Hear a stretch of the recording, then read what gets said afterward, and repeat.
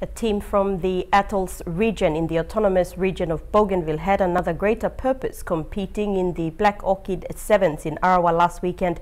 They were doing awareness that their islands are sinking because of sea level rise and they needed help.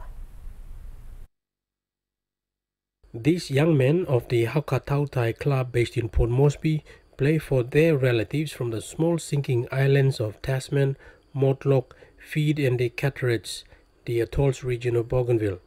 Most of them are not on regular incomes. They want their nephews, nieces and other siblings on the islands to be optimistic that there is life after the sinking of their islands due to climate change. They have been advocating this since 2007 and driving a message that there is an opportunity in rugby. Driving interest, encouraging our boys back home so that see their brothers, their uncles and their nephews are playing, and then that take rugby up through Rugby Sevens. Keith is a journalist and rugby player from the Atolls who has been at the front line leading his young men, telling them there is hope. Last year in the Black Orchid Sevens tournament in Buka, they won the plate.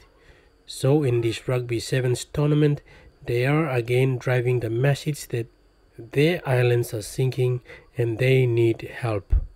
So when our boys come out to these tournaments, we're basically playing for our people and what we represent. We have something that we play for, and that's for recognition that our islands are sinking and that global warming is real. Is real. In fact, I think Cattaraugus Island is known across the world to be the first island to be affected heavily. Elias Nanau, TV1 Sports, Buka.